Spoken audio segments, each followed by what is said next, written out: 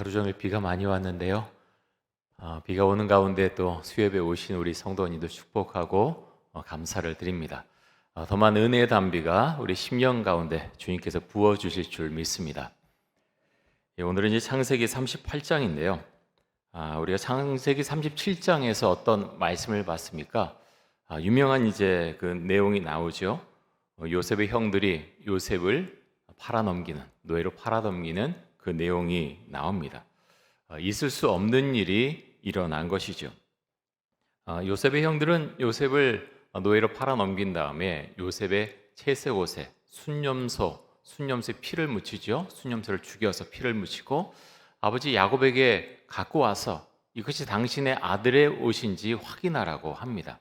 도저히 있을 수 없는 일이죠. 페류나 아들의 모습을 보여주었습니다.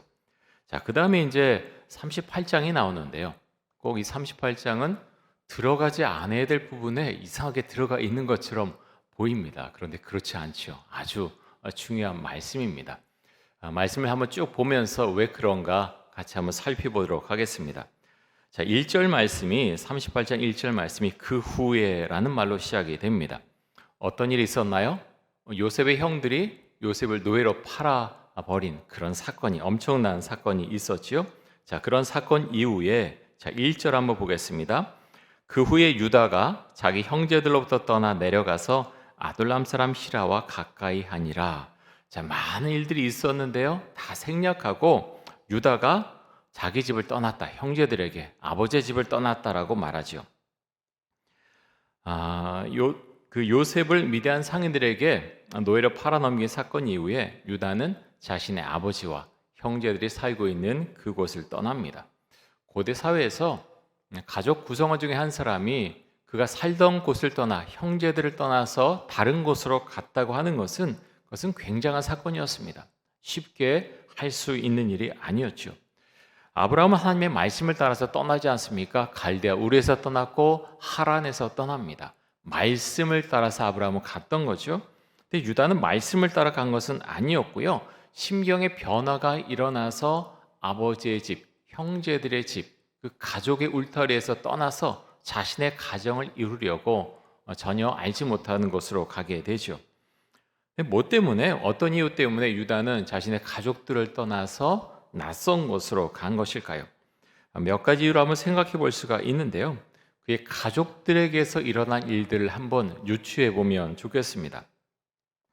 첫 번째는 가나안 땅에 온 지 얼마 되지 않아서 여동생 디나가 세겜 땅에서 세겜에게 강간당하는 일이 일어나지요. 그에 대한 보복으로 시므온과 레위를 중심으로 해서 세겜 족속의 남자들을 죽입니다. 모두 다 죽이죠. 엄청난 일이 일어났습니다. 또 어떤 일이 일어났습니까? 큰형 루벤이 서모 비라와 통간하는 일이 일어나죠. 가족 안에서 그 일들을 막 터놓고 이야기하지 않지만 이상한 공기가 가족 안에 흘렀겠죠. 자, 또 아버지 야곱이 동생 요셉을 편애하는 것이 너무나 극명하게 나타났죠. 그것을 보면서 다른 형제들의 마음은 심히 아프고 불편했을 것입니다. 자, 그 다음에 동생 요셉을 미워해서 그를 미디안 상인들에게 돈을 팔고 노예로 팔아 넘기는 일이 있었는데요. 이 일을 제안한 사람이 누구였습니까? 바로 유다였습니다. 많은 일들이 유다의 삶 가운데 일어났고요. 그래서 이러저런 일들로 인해서 이제 유다는 가족의 품을 떠납니다. 죄책감도 있었을 것이고 마음도 많이 심란했겠죠. 그래서 누구를 찾아갑니까? 본문에 보면 아둘람 사람 히라를 찾아갔다. 아둘람 사람 히라를 찾아갔다라고 말씀하고 있습니다. 지금으로 말하면 신앙을 갖고 있지 않은 세상 친구를 찾아간 것이나 마찬가지겠죠. 괴로움을 잊게 해줄 그런 친구, 술 친구, 함께 지낼 친구, 그런 친구를 찾아서 떠났고 그 친구를 만났다는 거죠. 자, 그래서 유다의 삶이 어떻게 펼쳐지고 있습니까? 2절부터 한번 보겠습니다. 유다가 거기서 가나안 사람 수아라는 자의 딸을 보고 그를 데리고 동침하니 그가 임신하여 아들을 낳음에 유다가 그의 이름을 엘이라 하니라. 그가 다시 임신하여 아들을 낳고 그의 이름을 오난이라 하고 그가 또 다시 아들을 낳고 그의 이름을 셀라라 하니라. 그가 셀라를 낳을 때 유다는 거십에 있었더라. 자, 가나안 여자 결혼하는 것은요, 지금으로 말하면 불신 결혼하는 것과 마찬가지의 모습입니다. 자, 아브라함은 가나안 땅에 살고 있었지만 아들 이삭이 가나안 여자 결혼하는 것 원하지 않았지요. 그래서 종을 하란 땅으로 보내서 이삭과 결혼할 배필을 데리고 오라라고 이제 명하게 되죠. 또 이삭은 첫째 아들 에서는 가나안 여자 결혼했지만 둘째 아들은 그렇게 하고 싶지 않아서 그를 또 하란으로 보내게 되지요. 그래서 너의 배필을 만나라, 데려오라라고 말하게 됩니다. 그런데 유다는 가족들의 이런 결혼 예법을 따르지 않았지요. 자기 마음대로 결정하며 살아갑니다. 그것이 유다의 모습이죠. 유다는 가나안 여자와 불신 결혼해서 세 명의 아들을 낳게 되는데요. 엘과 오난과 셀라입니다. 자, 아들들이 성장했는데 이제 큰 아들을 위해서 유다가 며느리를 맞이를 하는데요. 6절과 7절입니다. 유다가 장자 엘을 위하여 아내를 데려오니 그의 이름은 다말이더라. 유다의 장자 엘이 여호와가 보시기에 악함으로 여호와께서 그를 죽이신지라. 자, 장자 엘의 아내 이름은 다말입니다. 자, 우리가 잘 알고 있는 유명한 그런 이름이죠. 네, 히브리어로 이 다말은 타마르라고 하는데 타마르는 종려나무입니다. 종려나무는 대추야자 나무인데요. 그림 같은 거는 많이 보셨죠? 사진 같은 것으로 야자수 열매 같은데 좀 키가 큽니다. 그것이 이제 타마르, 이 종려나무인데 이 다말의 이름이 이제 종려나무의 뜻을 갖고 있다는 거죠. 그래서 종려나무는 번성과 풍요로움을 상징합니다. 다말, 번성, 풍요로움. 사람들이 그 이름을 들으면 그렇게 생각을 했다는 거죠. 그런데 현실은 어떻습니까? 다말의 남편인 엘이 갑자기 죽습니다. 갑자기 혼자가 된 것이죠. 유다의 장자 엘이 하나님께서 보시기에 악한 일을 했는데 어떤 악한 일인지는 우리가 정확히 알 수가 없습니다. 하지만 죽기에 합당한 그런 일을 했기 때문에 하나님께서 그를 죽이셨다는 거죠. 자, 그 다음에 이제 8절에서 10절까지 한번 보겠습니다.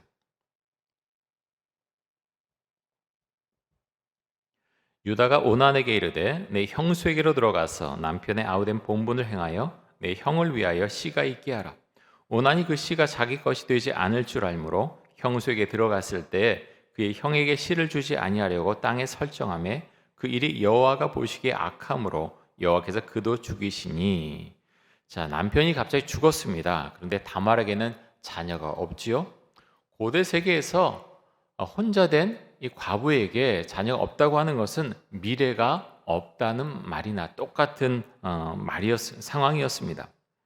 그래서 형제가 일찍 죽었을 경우에는 형이나 동생이 그 집안의 대를 잇게 해주는 제도를 만들었는데요. 그것을 가리켜서 계대결혼법이라고 합니다. 계대결혼법. 신약에도 나오고 이제 구약에도 이제 말씀이 나오는데요. 그래서 유다는 둘째 아들 오난에게 내 형수에게 들어가서 내 형을 위해서 씨가 있게 하라, 자손을 있게 하라라고 말하게 되죠. 그런데 오난이 여기서 악한 행동을 하게 되죠. 형수가 아들을 낳으면 그 아들이 자신의 소유가 되지 않고 형의 소유, 그 집안의 소유가 된다는 것을 알고서 당연히 알고 있었겠죠. 그래서 어떻게 합니까? 땅에 설정을 했다. 임신하지 못하게 땅에 설정을 했다라고 합니다. 그런데 이것은요, 한 번만 설정한 것이 아니라 계속해서 여러 번에 걸쳐서 여러 번 계속 똑같은 행동을 했다고 하는 것을 알 수가 있는데요. 그렇게 악한 행동을 했기 때문에 하나님께서 오난도 죽이셨다라고 이제 말씀하고 있습니다. 우리가 이 부분에서 좀 더 주목해서 보길 원하는 것은요, 이제 유다의 아들들이 죽지 않습니까? 엘도 죽고 그리고 오난도 죽었습니다. 그런데 본문에 보면 유다가 두 아들을 위해서 슬퍼했다, 애통했다라는 말씀이 전혀 보이지가 않습니다. 요셉이 죽었다고 생각했을 때 요셉의 아버지 야곱이 어떻게 했습니까? 극한 슬픔을 표현을 했죠. 요셉을 위해서 애통했고 다른 사람들이 위로해도 그 위로를 받지 않고 내가 내 아들과 함께 그렇게 죽을 것이다라고 말을 할 정도로 그는 슬퍼했습니다. 그런데 유다는요, 아버지 야곱과는 좀 다른 성향의 사람으로 보입니다.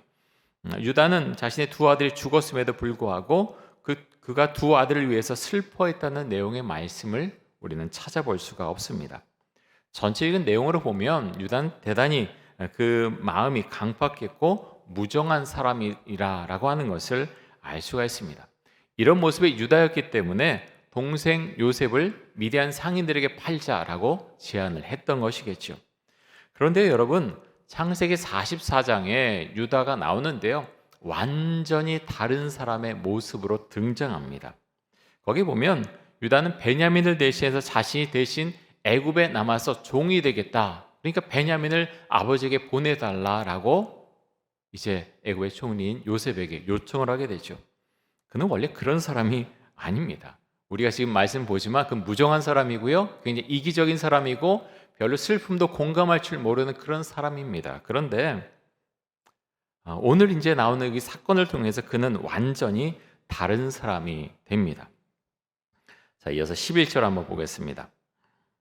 자, 유다가 그의 며느리 다말에게 이르되 수절하고 내 아버지 집에 있어 내 아들 셀라가 장성하기를 기다리라 하니 셀라도 그 형들같이 죽을까 염려함이라. 다말이 가서 그의 아버지 집에 있으니라. 자, 유다는 첫째 아들도 죽고 둘째 아들도 죽으니까 셋째 아들도 죽을까 염려가 됐습니다. 그래서 다말에게 그렇게 말하죠. 내 아버지 집에 가서 있어라. 셀라가 장성하기까지 기다리라. 수절하고 기다리라. 근데 다말은 알고 있었죠. 시아버지가 조금 이상하다라고 하는 것을 알고 있었습니다. 직감으로 느꼈던 거죠. 유다의 말은 사실은 내가 앞으로 아이 가질 생각하지 말고 내 아버지 집에 가서 그냥 쭉 살아라.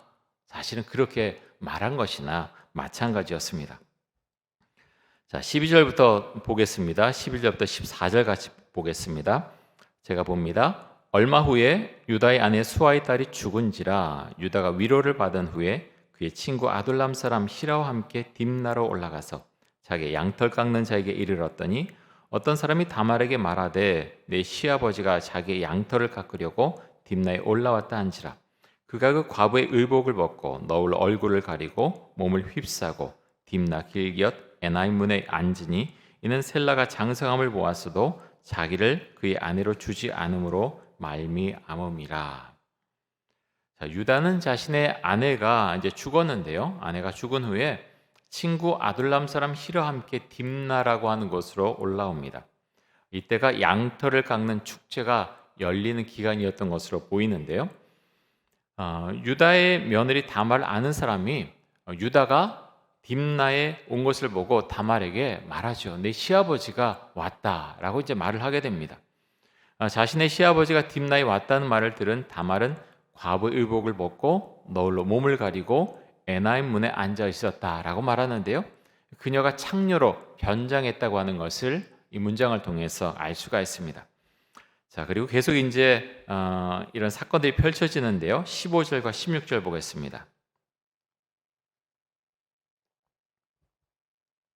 그가 얼굴을 가리었으므로 유다가 그를 보고 창녀로 여겨 길 곁으로 그에게 나아가 이르되 청하건대 나로 내게 들어가게 하라 하니 그의 며느리인 줄을 알지 못하였음이라.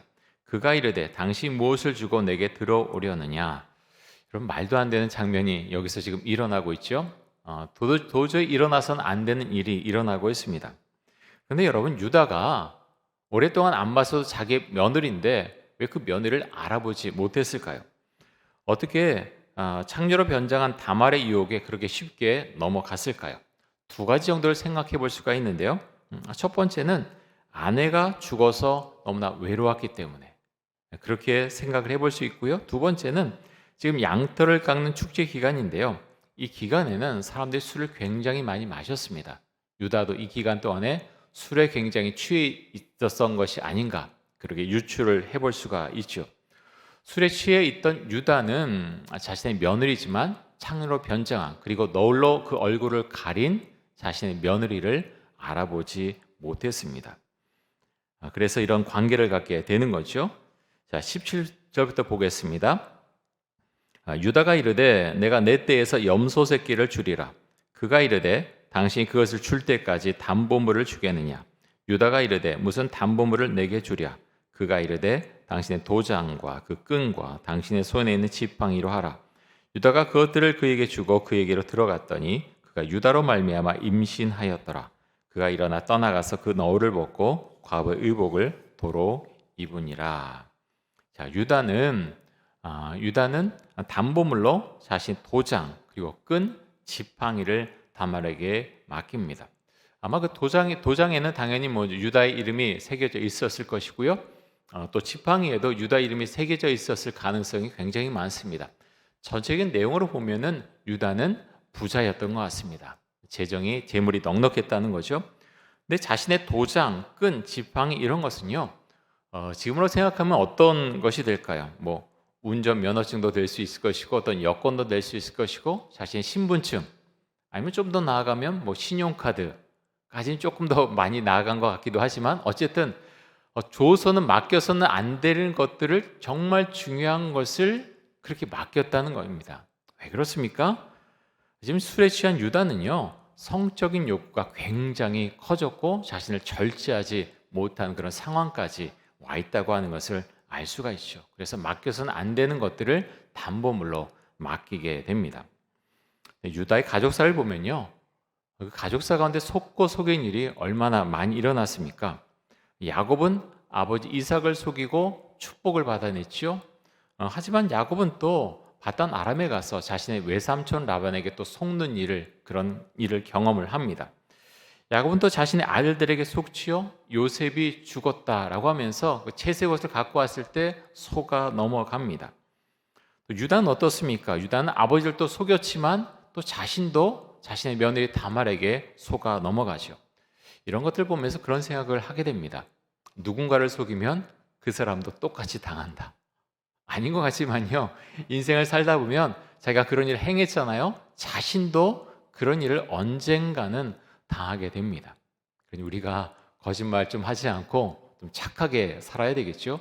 하나님께서 우리를 보고 있다라고 하는 것을 우리가 늘 기억하면서 세상을 살아가야 되겠습니다. 자, 이어서 20절 한번 보겠습니다.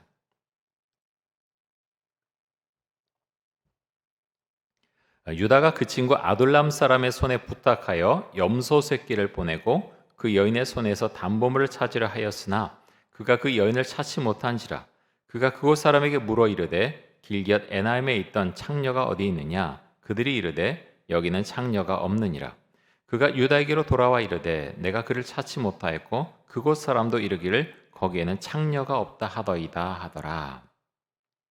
자, 며느리 다말에게는 그 계대 결혼의 약속을 전혀 지키지 않았던 유다지만 창녀에게 한 약속은 꼭 지키려고 노력을 하죠.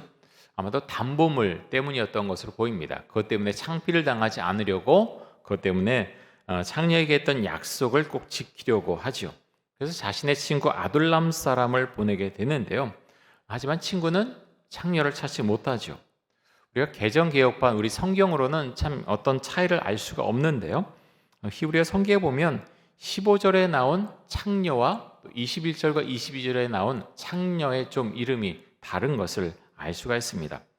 15절에 보면 이 히브리어로는 조나라고 하는데요. 창녀인데 이 조나라고 하는 히브리어는 직업적 매춘녀를 말합니다. 그래서 15절에는 이게 직업적 매춘녀를 창녀로 이제 표현을 했는데 21절과 22절에 이제 그 친구가 그곳에 가서 창녀를 찾을 때는 똑같은 단어를 쓰는 것이 아니라 케데시아라고 하는 히브리어를 사용하는데요. 이 케데시아는 신전에서 활동하는 창녀를 말합니다. 다시 말해서 그런 성전에서 일하던 매춘을 하던 매춘녀였다는 거죠. 그래서 15절에서 유다가 관계를 맺은 창녀는 직업적 매춘녀로 소개가 되었지만 나중에 유다의 친구가 담보물을 찾으러 했을 때 이 친구는 그런 창녀를 찾는 것이 아니라 신전에서 활동하던 그 매춘녀, 창녀가 어디 있느냐라고 사람들에게 물어봤다는 거죠. 왜 그렇게 했을까요? 왜 그랬냐면 신전에 속한 매춘녀는 직업적 매춘녀보다 사람들에게 존중을 받았기 때문입니다. 어떻게 보면 부끄러운 일인데요. 참 보면은 친구를 보낸 것도 좀 이상하고요. 유다가 자기가 부끄러운 일을 했는데 왜 친구에게 그것을 부탁합니까? 자기가 직접 가야 되는데 친구에게 부탁을 하죠. 근데 친구는요, 또 창녀를 찾는 게 사실은 좀 부끄러운 일이었죠. 그래서 직업적 매춘녀를 찾는 것이 아니라 신전에 속한 매춘녀가 어디 있느냐 이렇게 사람들에게 묻고 찾게 됩니다. 하지만 창녀를 찾을 수가 없게 되었죠. 자, 그러자 유다가 이렇게 말하는데요. 23절입니다. 유다가 이르되 그것을 가지게 두라. 우리가 부끄러움을 당할까 하노라. 내가 염소 새끼를 보냈으나 그대가 그를 찾지 못하였느니라. 여러분, 유다가 하는 말을 좀 잘 보십시오. 내가 이 염소 새끼를 보냈지만 친구여, 내가 창녀를 찾지 못했다 라고 이제 말합니다. 지금 이 말이 의미하는 바가 무엇입니까? 책임 전가를 지금 유다는 하고 있는 것이죠. 나는 정말 할 도리를 다 했지만 나는 아무 잘못이 없어. 너도 알고 있지? 라고 이제 지금 그렇게 친구에게 말하고 있는 것입니다. 이 문장을 보면서 그런 생각합니다. 사람은 좀 정도의 차이가 있긴 하지만요. 이것이 바로 일반적인 사람의 모습이 아닌가 생각이 됩니다. 사람은 잘 책임을 지려고 하지 않지요. 책임을 지려는 사람도 있지만 뭔가 변명거리를 찾는 것이 보통 사람의 모습입니다. 아닌 것 같지만 우리들 대부분이 그렇습니다. 변명거리를 자꾸 찾게 되는 거죠. 자, 24절 말씀 보겠습니다. 석 달쯤 후에 어떤 사람이 유다에게 일러 말하되 내 며느리 다말이 행음하였고 그 행음함으로 말미암아 임신하였느니라. 유다가 이르되 그를 끌어내어 불사르라. 다말은요, 그 셋째 아들 셀라와 같이 살진 않았지만 법적으로는 약혼한 상태와도 마찬가지였습니다. 그래서 지금 행음했다라는 이 단어를 사용하고 있는데요. 유다가 어떻게 반응합니까? 자신의 며느리가 행음해서 임신했다는 소식을 듣고서 어떻게 말하죠? 며느리를 끌어내서 화형에 처하라. 화형에 처하라 라고 말합니다. 그럼 이것만 봐도 유다가 어떤 사람인지 우리가 사실은 좀 알 수 있지 않습니까? 보통 행음하면요, 돌로 쳐서 죽이는 게 그 당시의 법이었는데 굉장히 유다는 분노했던 거예요. 어떻게 그럴 수가 있느냐라고 하면서 며느리를 끌어내서 불로 태워 죽여라, 화형에 처하라 라고 지금 말하고 있는 것이죠. 그런데 여러분, 며느리 다말만 행음했습니까? 그렇지 않죠. 유다도 똑같이 행음했습니다. 자신이 행음한 것은 전혀 부끄러움을 느끼지 못하지요. 그렇게 성적인 잘못을 저지른 것에 대해서는 전혀 양심의 가책을 받지 못합니다. 그리고 다말을 향해서만 그렇게 화형에 처하라라고 명령을 내리죠. 사람의 모습이 참 그렇습니다. 자기 자신의 그런 잘못을 잘 생각하지 못하고 다른 사람의 잘못을 잘 그렇게 끄집어내는 성향이 우리에게 있습니다. 자, 이어서 25절과 26절 보겠습니다. 여인이 끌려 나갈 때 사람을 보내어 시아버지에게 이르되 이 물건 임자로 말미암아 임신하였나이다. 청하건대 보소서. 이 도장과 그 끈과 지팡이가 누구의 것이니까 한지라. 유다가 그것들을 알아보고 이르되 그는 나보다 옳도다. 내가 그를 내 아들 셀라에게 주지 아니하였음이로다 하고 다시는 그를 가까이 하지 아니하였더라. 자, 놀라운 이제 말이 나오죠. 굉장히 유명한 말씀이 나오죠. 그는 나보다 옳도다. 유튜브 같은데 여러분 한번 쳐보시면 이 제목으로 나온 설교들이 굉장히 많습니다. 그만큼 유명한 문장이라는 거죠. 이 본문에 보면 놀라운 반전이 일어나게 되는데요. 화형당할 위기에 처한 유다의 며느리 다말이 자신이 가지고 있는 것들을 내보이죠. 도장과 끈과 지팡이를 내보이면서 이 임자로 인해서 내가 임신했습니다라고 유다에게 말하죠. 유다는 단번에 그것을 알아봅니다. 그리고 이렇게 말하죠. 그는 나보다 옳도다. 그는 나보다 옳도다. 여러분, 별거 아닌 것 같지만요, 이렇게 말하기가 쉬운 것이 아닙니다. 유다는 이 사건으로 말미암아서 인생이 완전히 바뀌게 됐는데요. 이 사건 이전에 유다는 차가운 사람이었죠. 그리고 다른 사람들의 입장에서 생각하지 못하는 그런 사람이었습니다. 하지만 며느리 다말의 사건으로 인해서 유다는 완전히 달라지게 됩니다. 여러분, 우리는 그가 나보다 옳도다라고 우리는 말할 수 있습니까? 그렇게 생각하고 또 기도할 수 있습니까? 우리들 대부분은요, 사실은 어떤 일이 잘못되면 항상 다른 사람의 탓을 합니다. 누구 때문에 이렇게 됐어? 누가 주동해서 이렇게 됐어? 그 사람이 내 인생에 개입해서 내가 이렇게 됐어? 내 책임 아니고요. 항상 남의 책임입니다. 그 사람 때문에. 그런데 그런 말을 자주 하는 대상이 누굽니까? 가장 가까운 사람들이죠. 가족. 나의 배우자, 나의 부모, 나의 자녀, 내가 가난한 집에서 태어나지만 않았어도 내가 이렇진 않은데, 내가 당신을 만나지만 않았어도 이렇지 않은데, 사람들이 그런 얘기 참 많이 하지 않습니까? 원망합니다. 이스라엘 사람들만 광야에서 원망한 것이 아니고요. 가만 보면 우리들은 정말 원망을 많이 하며 삽니다. 개인적으로도 그렇고요. 교회는 안 그렇습니까? 원망 많이 합니다. 이런저런 사람, 목사에 대해서 원망하고 장로에 대해서 원망하고 누구 때문에 이렇게 됐어? 원망합니다. 참 많이 원망을 하죠. 뭐 국가적으로는 안 그렇습니까? 대통령 원망하고요. 누구 원망하고 항상 누구인가 원망합니다. 물론 잘해야 되겠죠. 지도자도 잘해야 되겠고 우리 개인도 잘해야 되지만 우리의 모습을 이런 것을 보면서 한번 생각해 보면 좋겠습니다. 나는 원망하면서 살아온 것은 아닌가? 저는요, 생각해 보면 참 그런 원망을 많이 했던 것 같아요.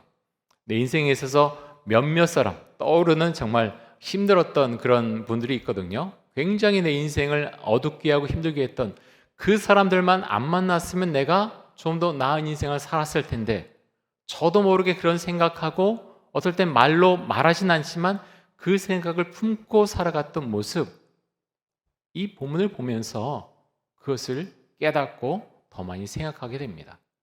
그것을 떨쳐버려야 되겠죠? 그래서 제 안에 그런 것들이 있는 거예요. 여러분은 어떠십니까? 우리 인생을 살아오면서 다른 사람을 향해서 그가 나보다 옳도다, 우리는 그런 고백을 할 수가 있나요? 부부 사이에, 부모와 자녀 사이에, 또 어떤 친구들, 가까운 어떤 분들, 그 사람 때문에 내가 이렇게 됐어. 물론 정말 어떤 범죄하는 일이 일어났다면, 정말 피해를 입었다면 그런 생각, 그런 말을 할 수도 있겠죠. 그런데 우리 인생을 살아오면서 자꾸 책임을 전가하는 모습이 우리도 모르게 우리의 생각 가운데, 마음 가운데 있다고 하는 것입니다.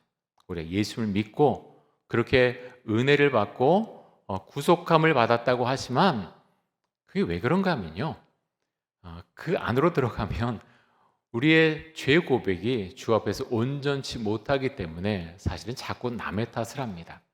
지금 제가 주 앞에서 100% 죄인입니다. 그 고백을 하는 것이요, 쉬운 고백이 사실은 아닙니다. 어떻게 알 수 있나요? 내가 원망을 하는가 안 하는가, 그것을 살펴보면 알 수가 있습니다. 누구 때문에 내가 이래? 누구 때문에? 가족 안에서, 교회 안에서, 어떤 회사 안에서, 가까운 어떤 사람들 안에서 누구 때문에 내가 이렇게 됐어? 그래서 우리 그런 문제에 부딪힐 때마다 주 앞에 엎드려 기도해야 됩니다. 하나님, 저는 괜찮습니까? 저는 남의 죄를 그렇게 크게 보면서 저의 죄는 못 보는, 오늘 본문에 나온 유다의 모습과 같은 그런 사람은 아닙니까? 우리는 그것을 놓고서 한번 기도해 봐야 됩니다. 유다는 원래 그는 나보다 옳도다 이런 말할 사람이 아니죠. 굉장히 충격적인 말이에요. 유다는요, 그런 인생을 살아온 사람이 아니에요.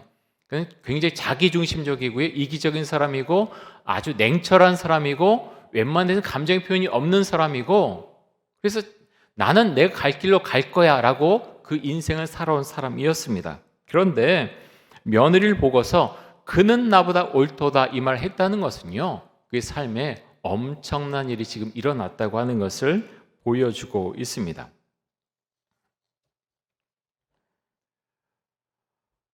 요셉의 이야기 속에 이 38장 말씀이 잘못 들어간 것처럼 보일 수도 있지만 그렇진 않죠. 야곱의 이야기를 우리는 지금 계속해 보고 있는데요. 37장 보면은 제가 1절하고 2절 앞에 좀 보겠습니다. 야곱이 가나안 땅 곧 그의 아버지가 거류하던 땅에 거주하였으니 야곱의 족보는 이러하니라. 요셉이 17세 소년으로서, 그러면서 요셉의 이야기가 나오거든요. 야곱의 족보에 대해서 지금 쭉 이야기하는 중이고요. 그 가운데 유다 이야기도 포함되어서 나오고 있다는 거죠. 그리고 아까도 말씀드렸지만 44장이나 나중에 나오는 그 유다의 변화된 모습, 어떻게 그렇게 변화될 수가 있느냐? 지금 38장에 나온 이 사건이 있었기 때문에 유다가 변화되었다는 거예요. 단순히 시간이 지나서 요셉 생각이 나서 그때 생각하니까 마음이 미안해서 아니라는 거예요. 사람은요, 그렇게 쉽게 변하지 않습니다. 여러분 쉽게 변하나요? 제 자신 생각하면 쉽게 변하지 않아요. 사람은 참 그렇습니다. 잘 변하지 않아요. 그런데 엄청난 사건이 유다에게 있었기 때문에 유다는 변했다고 하는 것입니다. 자, 창녀로 분장해서 자신의 시아버지와 관계를 맺은 다말은 놀랍게도 예수의 족보에 등장을 하는데요. 마태복음 1장 1절부터 3절까지 한번 보겠습니다.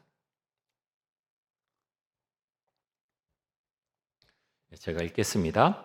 아브라함과 다윗의 자손 예수 그리스도의 계보라. 아브라함이 이삭을 낳고 이삭은 야곱을 낳고 야곱은 유다와 그의 형제들을 낳고 유다는 다말에게서 베레스와 세라를 낳고 베레스는 헤스론을 낳고 헤스론은 람을 낳고. 저기 보면 유다는 다말에게서 베레스와 세라를 낳고 그랬습니다. 자, 요셉이 족보에 포함된 것이 아니라 길게 요셉 이야기가 나오지만 요셉이 예수님의 족보에 포함되는 것이 아니라 유다가 예수님의 족보에 포함된다고 하는 것입니다. 다말에게서 쌍둥이가 태어나지요. 형의 이름이 세라고 그리고 동생의 이름이 베레스입니다. 쭉 보면요, 동생이 그 족보를 이어가는 것을 볼 수가 있습니다. 다윗도 베레스의 후손인데요. 룻기 4장 12절 한번 보겠습니다.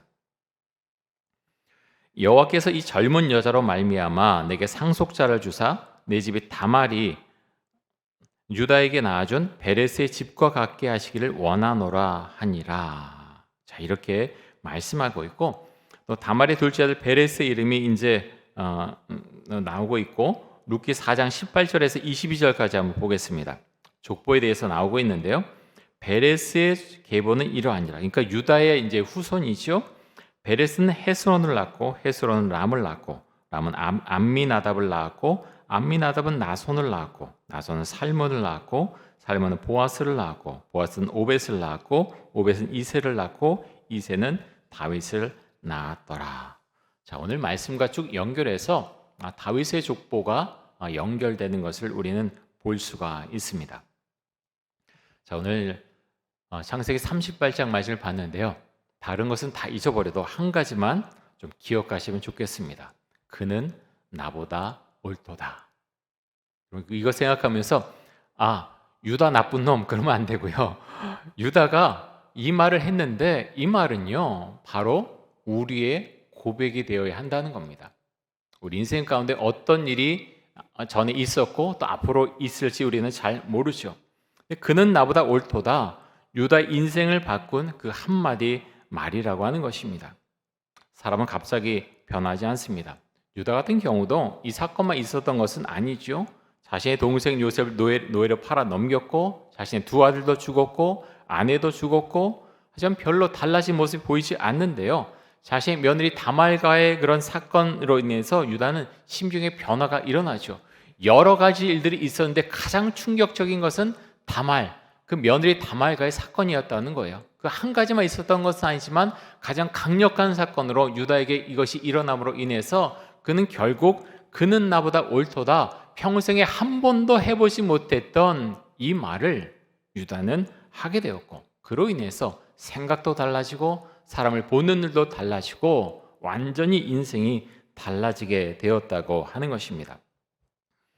여러분, 우리에게 이런 고백이 있기를 원합니다. 이 고백은요 굉장히 중요합니다.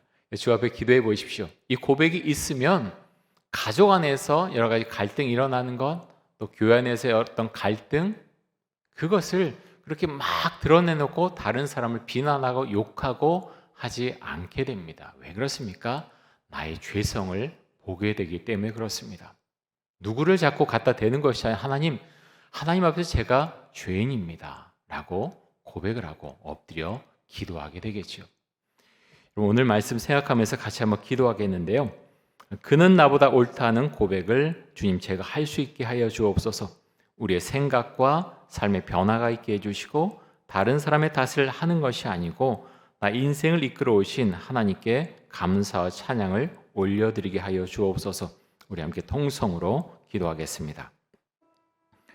하나님 아버지, 변화가 없고 달라진 것이 전혀 보이지 않았던 유다 인생 가운데 찾아온 자신의 며느리 다말과의 사건으로 인해서 유다는 그가 나보다 옳다는 그런 말을 하게 됩니다. 아니 그 한마디를 하기 위해서 유다가 얼마나 많은 그런 사건들을 치러왔습니까? 그는 동생 요셉을 팔면서도 그는 이렇게 생각하지 않았고 전혀 미안한 마음을 갖지 않았습니다. 하지만 하나님 아버지여, 유다를 다루신 그 하나님 아버지, 그는 나보다 옳도다. 그는 결국 이런 고백을 하게 됩니다. 하나님 아버지, 우리 인생 가운데 거쳐 많은 사람들이 있습니다. 만나온 사람들이 있습니다. 사건, 사고들이 있습니다. 하나님, 그 가운데에서 우리의 10년 가운데 이런 고백이 있습니까? 그가 나보다 옳도다.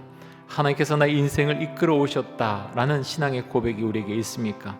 하나님 아버지, 우리의 원망과 그렇게 하나님 분노하는 가운데 세상을 사는 것이 아니라 하나님께서 나의 인생을 이끌어 오셨고 그 가운데서 하나님 주를 믿게 하셨고 그래서 나의 입술을 통해서 감사 찬양 있게 하셨다라는 고백을 우리가 할 수 있기를 간절히 원합니다.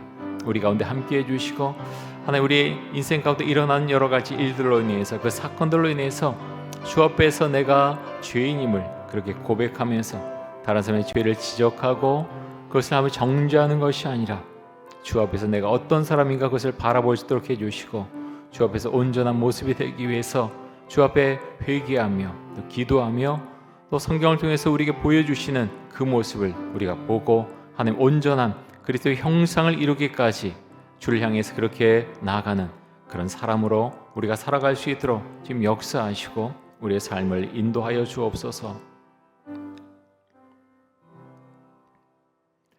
하나님 감사합니다. 오늘 창세기 38장 말씀을 봤습니다. 유다가 며느리를 향해서 그가 나보다 옳도다 말한 것은 갑자기 일어난 그런 말은 아닐 것입니다. 유다의 인생을 통해서 하나님께서 계속해서 말씀하시고 이끌어 오셨을 때 결국 그는 항복하고 주님을 향해서 이 고백을 하게 되는 것을 보게 됩니다. 하나님 아버지여, 우리 인생 가운데 참 후회되고 어려웠던 시간들이 있습니다. 하지만 그것을 원망으로 우리가 끝내는 것이 아니라 나의 인생을 하나님께서 이끌어 오셨고 그래서 하나님 감사합니다. 주님 찬양합니다. 우리가 그 고백을 할 수 있게 하여 주옵소서. 하나님 감사합니다. 그래서 주의 은혜 가운데 하나님 나의 죄를 보면서 우리가 가족끼리 또 하나님 우리가 가까운 사람끼리 하나님의 은혜를 생각하며 이 문장을 우리가 기억하며 하나님의 은혜 가운데 그리스도의 형상을 이루는 그런 모습을 따라서 우리가 살아갈 수 있도록 주의 크신 은총과 사랑을 베풀어 주옵소서. 예수 그리스도의 이름으로 기도드립니다. 아멘.